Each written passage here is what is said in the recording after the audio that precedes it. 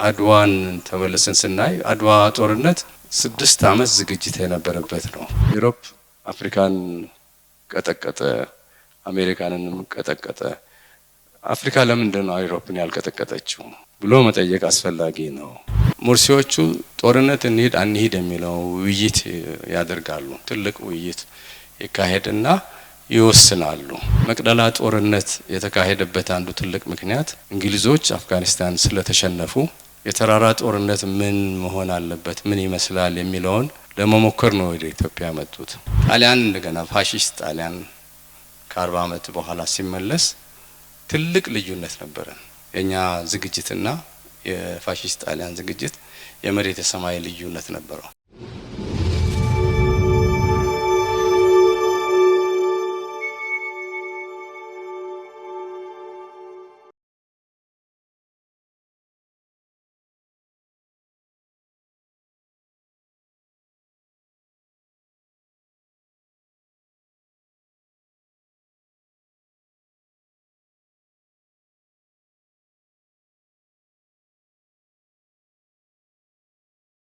እንደምን ዋላችሁ። ይህ 18ኛው የዋሊያ የሀሳብና የመጽሐፍ መድረክ ነው። እንግዲህ አስቀድሜ አድዋ የድል መታሰቢያ በዓል በሰላም አደረሳችሁ አደረሰን ማለት እፈልጋለሁ። በመቀጠል ይህን መድረክ ላዘጋጀው ለዋሊያ መጽሐፍት ምስጋናን ማቅረብ እንዲሁ እፈልጋለሁ። እንግዲህ በታሪክ አጋጣሚ ይሁን እንደ ክፉ ዕድል ኢትዮጵያ በአይነትም በቁጥርም የኛን ትውልድ ጨምሮ በርካታ ግጭቶች፣ ጦርነቶችን አስመዝግበናል። እንግዲህ ከዛ ውስጥ በልዩነት አድዋን ባለፉት በርካታ ዓመታት በተለያየ መልክ ይኖረው እንጂ እያከበርን ቆይተናል። እንግዲህ ከነዛ ጦርነቶች ከነዛ ግጭቶች መካከል አድዋ በዚህ ደረጃ የሚከበርበት ምክንያት ሁላችሁም ትረዳላችሁ ብዬ አስባለሁ። ነገር ግን አንድም አጠቃላይ ለሰው ልጆች የሰው ልጅ ክቡር መሆኑን እኩል መሆኑን የሚያሳይ ምልክት ተደርጎ የሚወሰድ ድል ስለሆነ አንዱ ልዩ የሚያደርገው እሱ ነው።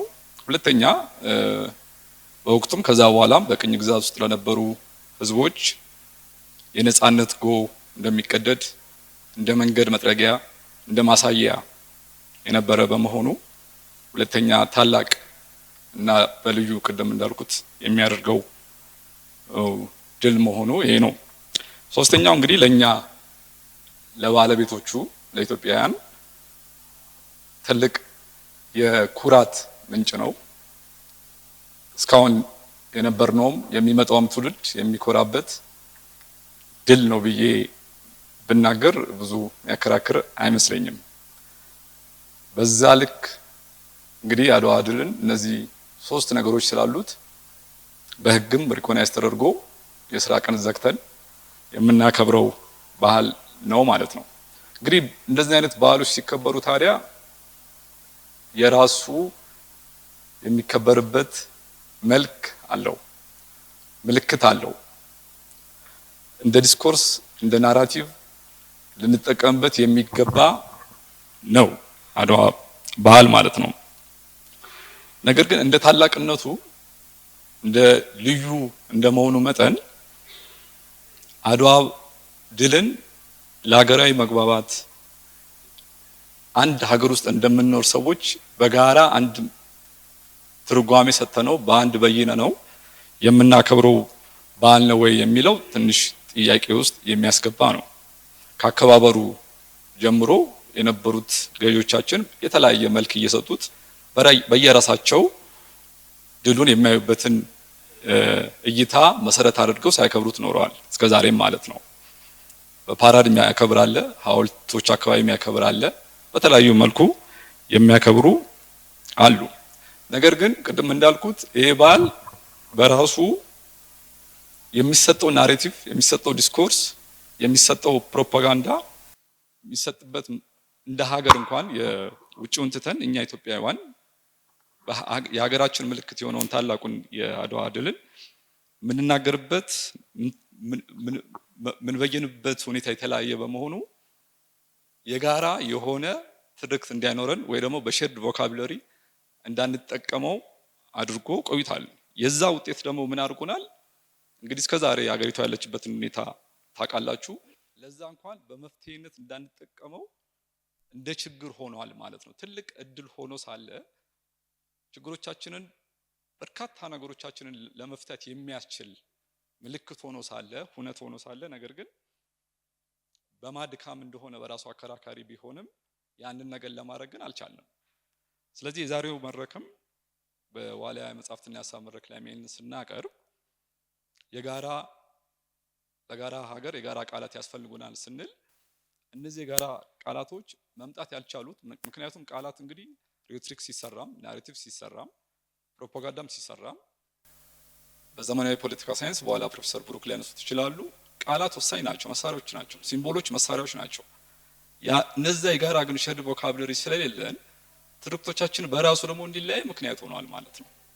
የጋራ ቃላት ቢኖረን ኖሮ ሪቶሪክ መፍጠር እንችል ነበረ፣ ዲስኮርስ መፍጠር እንችል ነበረ። ግን ቃላት የሉንም። ሲምቦልስ ላይ እንጣላለን፣ የጋራ ሲምቦልስ የለንም። አሁን እየተሞከረ ያሉ ነገሮች አያለው በግሌ ማለት ነው። የምታዘባቸው ነገሮች አሉ። አድዋ ለምሳሌ የተሰራውን አሁን አዲሱ አድዋ 00 የራሱ መልእክት አለው። አንድ በዛ የምንስማማ ከሆነ አንዱ በኋላ የምናየው ነገር ሆኖ የኔሽን ስቴት ልዩነቶች ቃላቶችን እነዚህ ነገሮች ላይ የጋራ ተግባቦት ስለሌለን እንደዚህ አድዋ 00 ሌሎች ነገሮችን ስንጠቀም ሀገረ መንግስት፣ ብሔራዊ ሀገረ መንግስት፣ ኔሽን ስቴት፣ መልቲ ኔሽን ስቴት እያለን እንደዚህ ነገሮችን መበየን ስላልቻለን በራሱ አድዋን የመሰለ ደግሞ ታላቅ እድልን መጠቀም አልቻለም ማለት ነው። ስለዚህ የዛሬው መድረክ ዋነኛ ቢሳካልን ደስ የሚለን ብለን የተዘጋጀ ነው ምንድነው አቅራቢዎቻችን ይህን በተመለከተ ኢትዮጵያ የጋራ ቃላቶች መፍጠር የሚያስችለን ሁኔታ ከአድዋ ድል ተነስተር ማስቀመጥ እንችላለን ወይ፣ ወደ መስማማት ወደ መግባባት መቅረብ እንችላለን ወይ የሚለውን ነገር ለውይይት እንዲቀርብ ነው። ስለዚህ በዚሁ መሰረት 3 የተለያየ ሙያ ያላቸውን ምሁራን ጋብዘናል። በተራ እንደ እድሜ ሙያ ላድርግና እየጋበዝኩኝ ወደ መድረክ የተወሰኑ ነገሮችን በመጀመሪያ አጠቃላይ ስለ አድዋ ያላቸውን ስሜት እንዲገልጹልን፣ ሁለተኛ ደግሞ ከመጡበት ሙያ ካጠኑት አንጻር ደግሞ አድዋን መሰረት አድርገን የጋራ የሆነ ሀገራዊ መግባባት እንዴት መፍጠር እንችላለን፣ የጋራ ቃላቶችን እንዴት መተንበይ እንችላለን፣ ጽንሰ ሀሳቦች ላይ ቢያንስ ዘወርኪንግ ዲፊኒሽኖችን ተጠቅመን በምን መልኩ ነው። ምክንያቱም ሁሌ ላለው ነው ቮልታየር ዓለም የሚባለው ነገር አለ። ከውይይት ከመከራከር በፊት we have to define our terms ተርሙስ ላይ ሳንስማማ በፊት ወደ መሬት አምጥተ ነው ችግሮቻችንን ማውራት፣ ለችግሮቻችን ደግሞ መፍትሄ ማስቀመጥ አንችልም። ተርሞቹ ላይ መስማማት አለብን። መጀመሪያ ጽንሰ ሀሳቦችን መሬት ላይ ማስቀመጥ አለብን። ያ ካልሆነ ሁሉ ነገር ጉንጭ ከማልፋት ይዘለለ ስለማይሆን ማለት ነው። ስለዚህ የሚመጡ እንግዶች በዚህ መልኩ የራሳቸውን ሀሳብ ጨምሮ ይሄንንም ጨምሮ እንዲናገሩ ጋብዛለሁ። እንግዲህ የመጀመሪያው ፕሮፌሰር አህመድ ነው ወደዚህ የምመራው። ፕሮፌሰር አህመድ እንግዲህ ወደ መድረክ ይምጡ። ታዋቂ ሂስትሪያን ናቸው፣ ሁላችሁም ታውቃላችሁ እያስባለሁ እሳቸውን ፕሮፋይል። አመሰግናለሁ።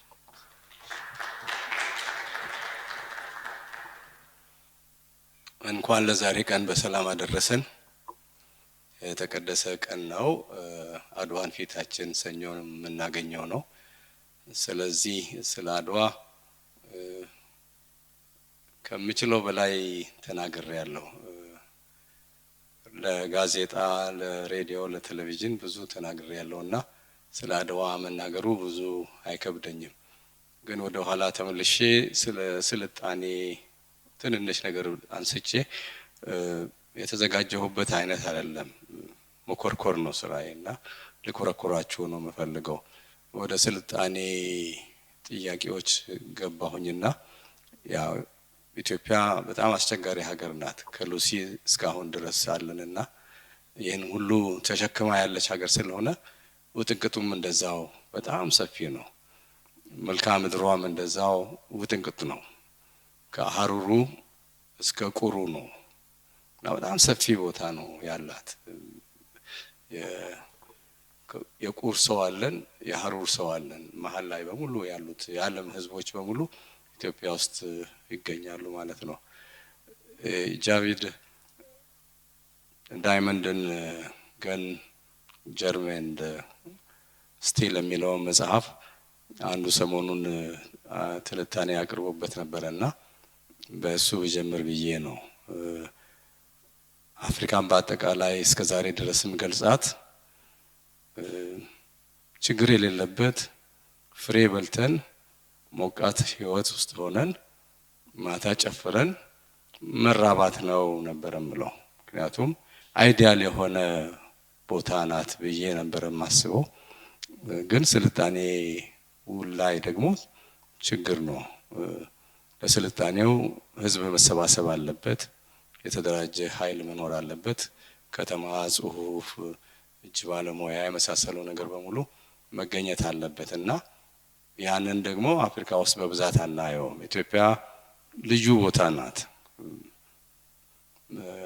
ሰሜን አፍሪካን ይለዩና ኢትዮጵያም እንደዛው ከኤሮዥያ ጋር አያይዘው የስልጣኔ ማዕከል የሚባሉትን ፈርታይል ክረሰንት የሰው ልጅ ለውጥ ያሳየበትን ቦታ ያሳዩናል።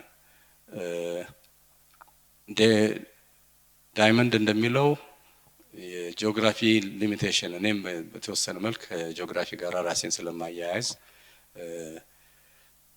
ወጥ የሆነ ነገር ለውጥ ያመጣል። አሁን ከቻይና እስከ ፖርቹጋል ሆሪዞንታል የሆነ ቦታ አላቸው። ሆሪዞንታል መኖሩ ለለውጥና ለእድገት ምክንያት ሆነ ይላል። አፍሪካ አሜሪካ ከሰሜን ደቡብ ሰሜን ደቡብ አይነት ነው፣ ምስራቅ ምዕራብ አይነት የላቸውም እና ይሄ ለውጥ ያመጣበት ምክንያት ነው ይላል። ያው ወንዙ አለ፣ ከወንዙ ጋር ደግሞ እህሎቹ አለ። በእህሎቹን ዶሜስቲኬትድ የሆኑትን 50 ምናምን እህሎች 30 በላዩ በኤሮዥያ ነው የተገኘው እና እነሱ ያንን ማርባት ቻሉ። በከብትም ከ14ቱ ናቸው ትልልቅ ከብቶች ዶሜስቲኬትድ የሆኑት። ብዙዎቹም በኤሮዥያ አካባቢ ነው። አፍሪካ ምንም የላትም፣ የራሷ ከብት። ላቲን አሜሪካ አንድ ሁለት አላቸው። በዚህ ምክንያት ከመነሻው እርሻ በተጀመረበት ሁኔታ የለውጥ ሂደት እናያለን ማለት ነው። አሁን ያነሳናቸው ጽንሰ ሀሳቦቻችን ከውጭ ወርሰናቸው ከኛ ጋር እንዴት እናዋዛቸው ስንል ያለውን ችግር ከመነሻው መረዳቱ ጥሩ ነው እላለሁ እና እርሻ መሰረት ሆኖ መራባት ይፈቅዳል ማለት ነው። ከብቱንም እንደዛው ማራባት ቻሉ። በዚህ ምክንያት ስልጣኔን መንገድ ከፈቱ። ሰውየው የሚጠይቀው ምንድነው? ዩሮፕ አፍሪካን ቀጠቀጠ፣ አሜሪካንንም ቀጠቀጠ። አፍሪካ ለምንድን ነው ዩሮፕን ያልቀጠቀጠችው ብሎ መጠየቅ አስፈላጊ ነው። አፍሪካ ውስጥ ሳሃራ አለ፣ ትልቁ የትሮፒካል ጫካው አለ፣ ብዙ ጫካዎች፣ ብዙ በረሃዎች አሉ። አፍሪካ የውሃ እጥረትም ያለባት ቦታ ናት እና ልትለወጥ የምትችልበት እድገት ልታመጣ የምትችልበት የተወሰነ ስፖት ላይ ነው እንጂ ትልቅ እንደ ኤሮዥያ ትልቅ እርሻና ትልቅ መሬት ማስፋፋት የሚቻልበት ሁኔታ የለም። በዛ ምክንያቶች ኢትዮጵያ ለየት ብላ ከነሱም ጋራ ስለምትጋራ ከኤሮዥያ ጋራ የምትጋራ ብዙ ነገር ስላላት ኢትዮጵያ ለየት ትላለች። ግን ስፋቱ ነው ችግሩ። ጠባብ ስለሆነ ቅድም እንዳልኳችሁ ከሀሩሩ እስከ ቁሩ ቦታዎች ቢኖረንም ሰፊ ቦታ አይደለም። ትንሽ አለፍ ስትሉ በረሃ ነው እና የተወሰነ ቦታ አሁን የፕሮፌሰር መስፍን የህዝብ አሰፋፈርን ስናስታውስ ሃይላንዱ ላይ ነው፣ ደጋማው አካባቢ ነው እርሻም ያለው ህዝብም ያለው እና ቆላው የሙስሊሞቹ ቢሆን ቁጥራቸው በጣም ትንሽ ነው። የሚል ትንታኔ ነበራቸው። ብዙ ጊዜ የሚያነሱት የሃይማኖትን ነገር ሲያነሱ ያ የመራባት አቅሙ ደካማ ነው ማለት ነው። ሃይላንዱ የተሻለ ነው፣ ምርት አለው፣ ሂደት አለው ማለት ነው። በዚህ አካሄድ ሜዳ ሆኖ አትሊስት ፕሌን ሰፊ ቦታ ኖሮን ምርታችን የሚሰፋበት ቢሆን ኖሮ እድገታችንም እንደዛው የጠነከረ ይሆናል። አሁን የስንዴን ልማት በመስኖ የምናደርገው ትላንት ያልሰራነውን በረሃውን ማልማት ነው። ከተሳካልንና የውሃው ችግር ካልሆነ በስተቀረ ለውጥ ልናመጣ የምንችልበት በእህል ራሳችንን የምንችልበት ደረጃ እየደረስን ነው ማለት ነው። 130 ሚሊዮን ህዝብ ነንና ያንን የሚሸከም እርሻ ያስፈልገናል ማለት ነው። እርሻችን በቂ ስላልሆነ እስከ ዛሬ ድረስ የነበረውን ሁኔታ ወደ ኋላ መለሳችሁና ወደ መካከለኛው ዘመን ስንገባ የተበጣጠሰ ህይወት ነው የምናየው። እስከ ቴዎድሮስ ድረስ ከቦታ ቦታ የሚንከራተት መንግስት ነበረን። በተለይ ሰሜኑ ላይ የነበረውን ሁኔታ ስናስበው እንዳንበጣ ከቦታ ቦታ የሚንከራተት ነበረ። ቴዎድሮስ ነው አንድ አድርጎ ቋሚ ላድርግ ብሎ የሞከረው፣ አልተሳካለትም። በሂደትም ችግር ገጠመው። በዮሐንስም ጊዜ የነጮችን ምክር ነበረ፣ የሃይማኖት ግጭት ነበረ። እነዚህ ነገሮች ብዙ ችግር ፈጠሩ። በምኒልክ ጊዜ ነው የተረጋጋ የምንለውን ሁኔታ የምናየው። አድዋም የተሳካበትና ፍሬያማ የሆነበትን ሁኔታ የምናየው በዛ ነው። አድዋ ላይ ይህንን ቅድም እንደሚያነሳቸውን ጽንሰ ሀሳቦች ፖለቲካል ሳይንቲስቶቹ የህግ ሰዎች የተሻለ ያደርጉታል። የህግ ትንታኔ ውስጥ ገብቼ ሀገር ምንድነው፣ ብሔር ምንድነው፣ ህዝብ ምንድነው፣ ወሰን ምንድነው መናገር እችላለሁ። በታሪክ ሂደታችን ያው ከአክሱም ጊዜ ጀምሮ በድንጋይ ላይ የተጻፈ ጽሁፍ አለን። ህዝቦች ናቸው የሚጠቀሱት። እዚህ ህዝብ ሄጄ ወረርኩና ተቆጣጠርኳቸው፣ ህዝቦች ተቆጣጠርኳቸው፣ ህዝቦች ተቆጣጠርኳቸው የሚለውን ነገር ማንሳት እንችላለን። ከዛ ጀምሮ መተንተን እንችላለን። ለኔ ጥሩ መንገድ የጀመረ ብዬ የማስበው አብዱልፈታህ አብደላ ነው። በህግ በኩል ስናየው የኢትዮጵያን አጠቃላይ ህዝብ ማዳረስ ባይቻልም በየቋንቋው በየባህሉ እየገባ ስርዓታቸውን ያጠናል። የፍትህ ስርዓታቸውን ያጠናል። ፍትህ ስርዓታቸውን ሲያጠና ደግሞ አስተዳደራቸውንም በሙሉ ነው የሚያጠናው።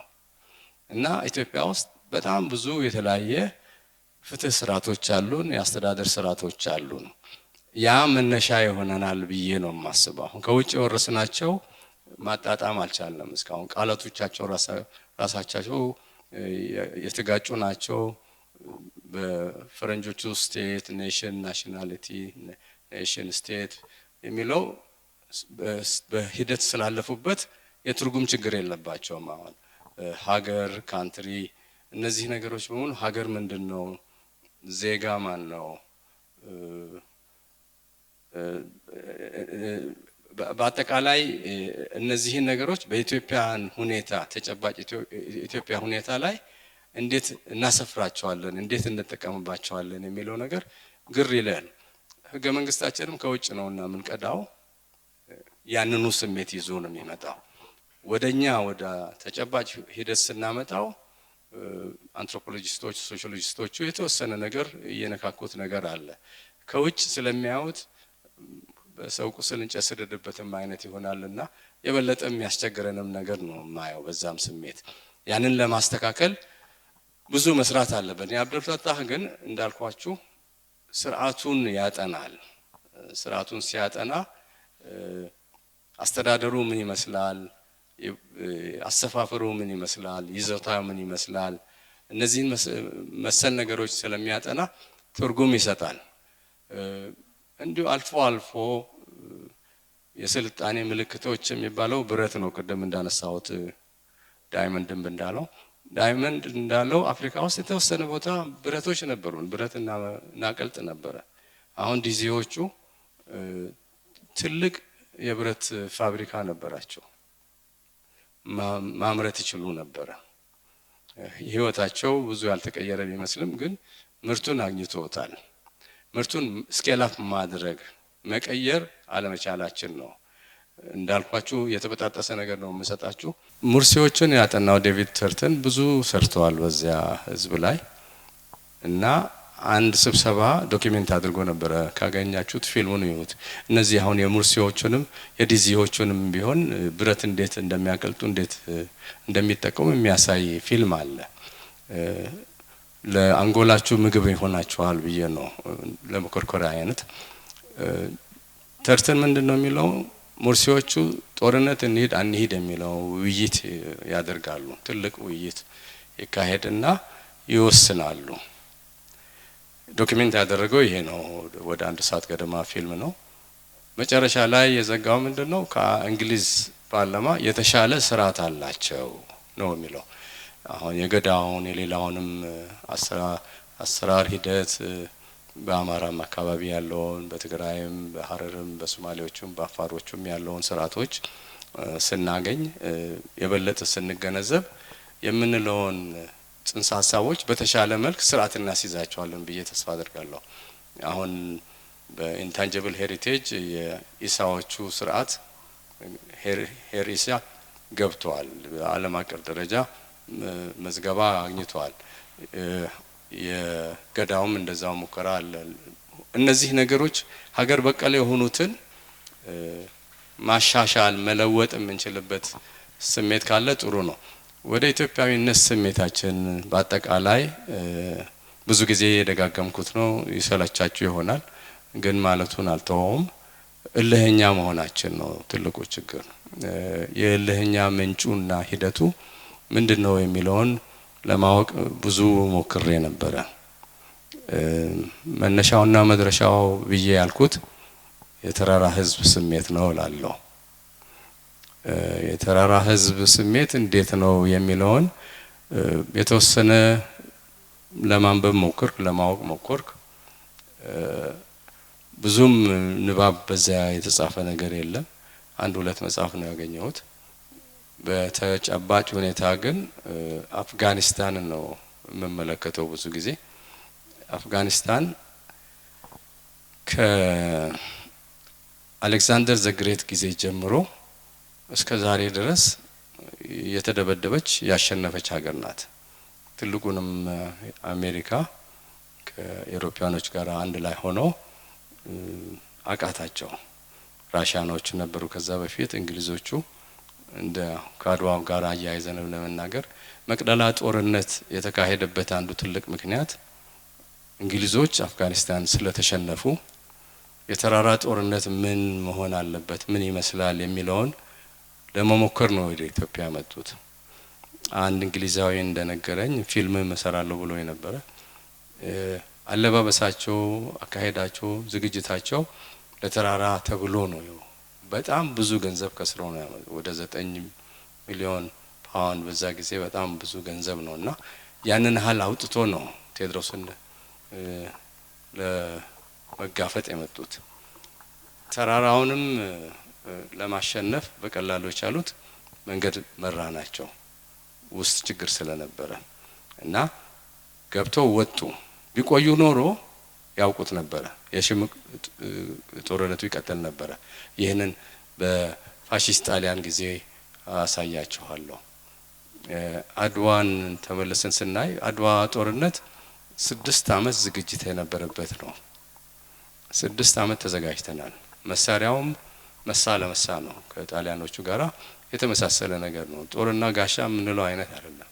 በቂ መድፍ ነበረን፣ በቂ መሳሪያ ነበረን እና እንዲሁ በባዶ እጅ የተዋጋነው ጦርነት አይደለም። ለ6 አመት አድብተን ተዘጋጅተን ህዝቡ በሙሉ ሆ ብሎ አንድ ሆኖ ያለውን ኢኮኖሚ በሙሉ ከስክሰን ያሸነፍነው ጦርነት ነው እንጂ በግብታዊነት በስሜት የሆነ ጦርነት አይደለም። ያንን ስናሸንፍ በዚህኛው በቴዎድሮስ ጊዜ መንገድ አሳይተን ጉዳት ደረሰብን። ጣሊያን እንደገና ፋሺስት ጣሊያን ከ40 ዓመት በኋላ ሲመለስ ትልቅ ልዩነት ነበረ። የኛ ዝግጅትና የፋሺስት ጣሊያን ዝግጅት የመሬት የሰማይ ልዩነት ነበረው። አይሮፕላን ነበራቸው፣ ታንክ ነበራቸው፣ መርዝ ጭስ ነበራቸው። ያላቸውን ዘመናዊ መሳሪያ በሙሉ ታጥቆ ነው የመጡት። እኛ በደንበርን ነው የጠበቅነው። እንደ የቀዳማዊ ኃይለ ሥላሴ መንግስት አቅም እንደሌለው ያውቅ ነበረ።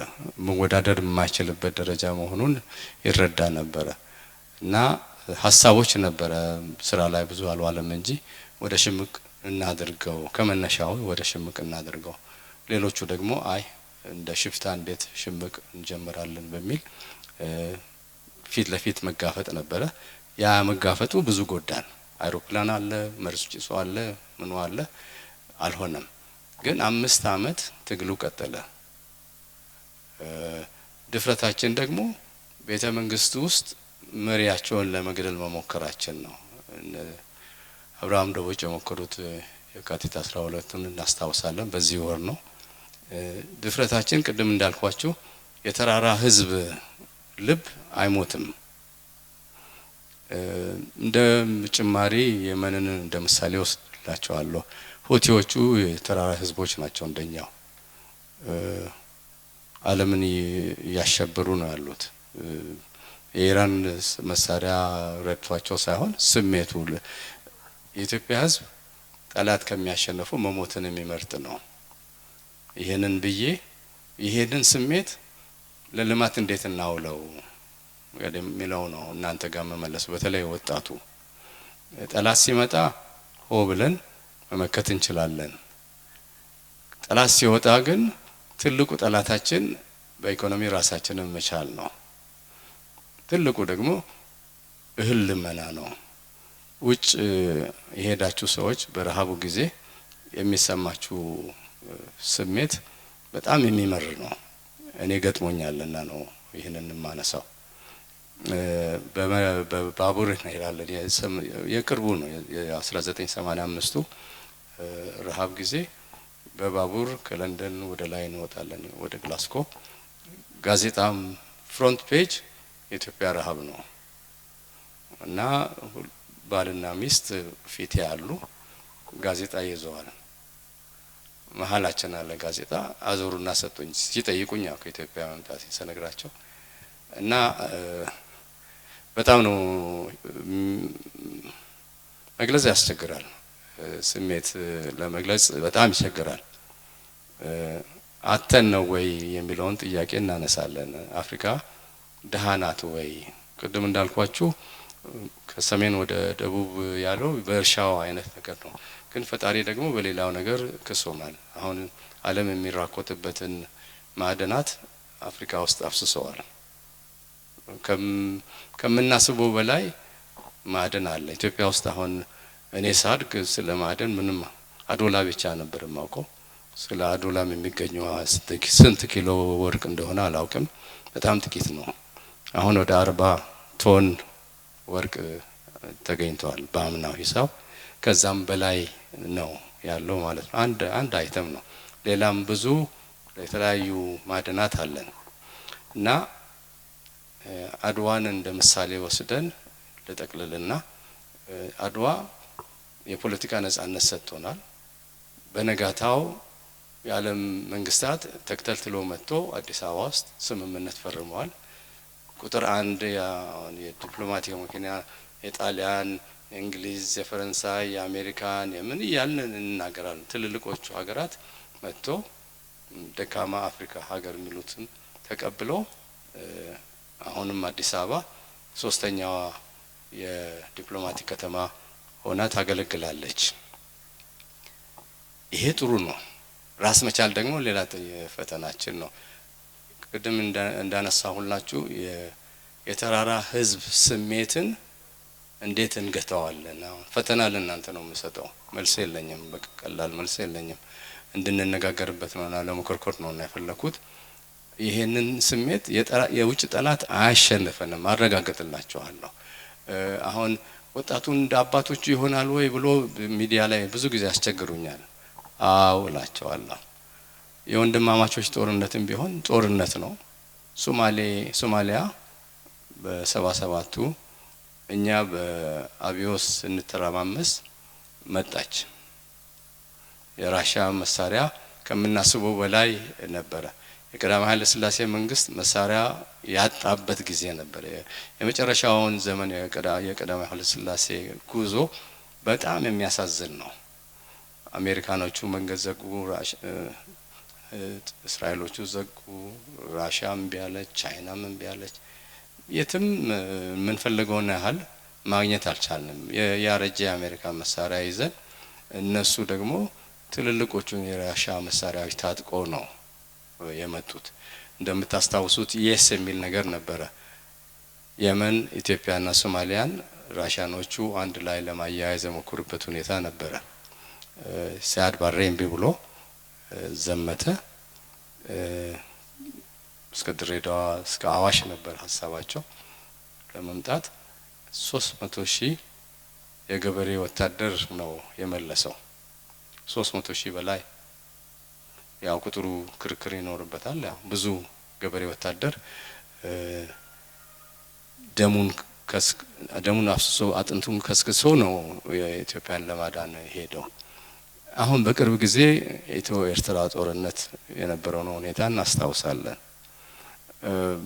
ኢትዮጵያ አለቀላት። በብሔረሰብ ግጭት አልቆላታልና በቀላሉ አዲስ አበባ እንመጣለን ብሎ ነበር የሚያስቡት። የሚወራው የነበረውም ስሜት እንደዛ ነበረ። ግን እውነተኛው የቁርጡ ቀን ሲመጣ የደርግ ወታደር ተብሎ የተበተነው ነው ኢትዮጵያን ያዳናት። ስለዚህ አድዋ ሁሌም አለ። አድዋ ብቻ የምንለው አይነት አይደለም። አድዋ ሁሌም አለ። የአድዋ ስሜት እኛ ጋር ያለው ትንሽ ነው እላለሁ። በዛ ዘጋለሁ። ወደ ዓለም አቀፍ ወስጄ አድዋ ከመንደር ጨዋታ መውጣት አለበት። እየወጣ ነው። የዛሬ 30 ዓመት 100ኛውን ዓመት ስናከብር 2 ዝግጅት ነበረ። አንድ ጊዜ ሁለት ፊልም ሰርተናል። 2 ኤግዚቢሽን ሰርተናል። አንድ ስብሰባ ብቻ ነበረ የተደረገው። ግን የተለያየ ነገር ነበረ። ገመድ ጉተታ ነበረ። ዝርዝር ውስጥ ገብቻ አላስቸግራችሁም። 2 ጎራ ነበረ። አሁን 3ኛው ጎራ መጣና 3 ጎራዎች ገመዱን እየጎተቱት እናያለን። እየረገበ ነው። እኔ ረጋ ብዬ ሳየው በ30 ዓመት ለውጥ እያየሁ መጣ። ቅድም ወንድሜም እንዳነሳው ትልቁ ደግሞ አሁን አድዋ ላይ ጓደኞቼ ያጠኑት ጥናት ነበረ። አድዋን ለቱሪስት መዳረሻ ለማድረግ ብዙ ተላፍቶ ብዙ ጊዜ የተፈጀ ጥናት ተደረገና ሌላ ወገን ደግሞ ሌላ ሀሳብ አምጥቶ ሳይሳካ ቀረ። አድዋ ሚዚየም የሚያሰባስበን ቦታ ነው ባይነኝ እኔ። አድዋን በየቀኑ እንጎበኘዋለን። ምክንያቱም እንግዶች ይመጣሉ፣ የአበባ ጉንጉን ያስቀምጣሉ። በዛ ምክንያት ዓለም ነው አድዋን የሚያየው። ይሄንን ትዝታ እንዳይፋቅ በሆነ መልክ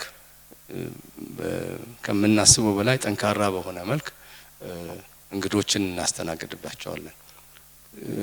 ደፍሮ ገብቶ ኤግዚቢሽኑንም ለሚያዩ ሰው የፓን አፍሪካን እንቅስቃሴ፣ የአፍሪካ ህብረት ድርጅት አመሰራረት፣ የዛሬውን የአፍሪካ አንድነት ድርጅትን የአሁንም የአፍሪካ ህብረትን ሂደት የምንገነዘብበት ቦታ ነው እና የዓለም በቅኝ ግዛት የማቀቀችውን ያህል ተስፋ የሰጣት ይቻላል ብሎ ያመጣላት አድዋ ዛሬም ሕያው ነው። ሕያውነቱንም የምናስመሰክርበት ኢትዮጵያ በሊግ ኦፍ ኔሽን አባል ነበረች። የተባበሩት መንግስታት መስራች ናት እና በዓለም አቀፍ ደረጃ አህጉር ወክላ፣ ጥቁሩን ወክላ፣ ጭቁኑን ወክላ የነበረችበት ቦታ ነው። የአህጉሩንም እዚሁ መስራች ሀገር ናት እና ይህ ሁሉ ስናጠቃልለው የነጻነት ጥያቄ የፖለቲካ ነጻ መሆን አንድ ነገር ቢሆንም የፖለቲካውን ነጻነት የሚያጠናክረው እንዲኖርም የሚያደርገው የኢኮኖሚው ነጻነት ስለሆነ እዛ ላይ ብዙ መስራት አለብን። እሱን ስናስመሰክር የአፍሪካን ጸጋ ለአፍሪካ ልጆች ብለን ለዓለምም ተምሳሌት የምንሆንበትን ሂደቶች ስናሟላ አድዋ እንደገና ሕያው ይሆናል። በህዳሴው አሁን በምንናገረው በወደቡም ጥያቄ በምክክር ኮሚሽኑም እነዚህ በሙሉ የአድዋ ተምሳሌት ይሁኑ የሚመጡ ናቸው፣ ፍሬዎቻችን ናቸው። ወደቡንም ነገ ተነገ ወዲያ እናገኘዋለን፣ ሩቅ አይነት አይደለም። ሌላው አድዋችን ይሆናል ማለት ነው። ቁጭ ብለን ችግራችን ቅድም ያልኳችሁን የተራራ ህዝብ መንፈሱንም ተረጋግተን ቁጭ ብለን ተወያይተን ችግራችን ይሄ ነው፣ መፍትሄው ይሄ ነው፣ አካሄዳችን ይሄ ነው ብለን የምንነጋገርበትም ጊዜ ሩቅ አይደለም። ያኔ ደግሞ በተስፋ በስርዓት ካለቀልንና ለዓለም ተምሳሌት የሚሆን ከሆነ ሌላ አድዋ ኢትዮጵያ ያስመሰክራለች ብዬ ነው የማስበው። አዲስ አበባ እየበራች ነው። ኮሪዶሩን ሂደት ስናየው ከአድዋ ጋር እያይዤ ነው የማየውና አሁን የአፍሪካ እንግዶቻችን በሙሉ ተደምሞ ነው ሄዱት። ናይሮቢ ላይ ፓርላማ ላይ የተናገሩትን እየሰማን ነው። አድዋን አዲስ አበባና ናይሮቢን አወዳድሮ መማማር አለብን፣ አንድ እንሆን፣ ላሙንም ተጠቀሙ ብለውናል። ያለ ችግር ተጠቀሙ። ይሄ የሆነው ምንድነው? በሂደት ብዙ ችግሮች አልነበረም ማለት አይደለም። ያን ችግር አልፈን ተስፋውን ስንቋደስ ግን የምናገኘው ተስፋ ምንድነው? ውጤት ነው። ውጤቱ ምንድነው? ዓለም መስክሯል ኢትዮጵያ ለውጥ ላይ መሆኗን። ቲክቶኮችን እዩዋቸው። ቲክቶኮቹ በሙሉ በሚገርም ኢትዮጵያን እያስተዋወቁ ነው፣ ሳንከፍላቸው እያስተዋወቁ። ትላንትና የረሃብ ምልክት የሆነችው ዛሬ ደግሞ የተስፋ ምልክት አንጸባራቂ ሆና ነውና ያለችው። ይህንን በተስፋ የምንጠቀምበት ያድርገን። አመሰግናለሁ። እናመሰግናለን ፕሮፌሰር።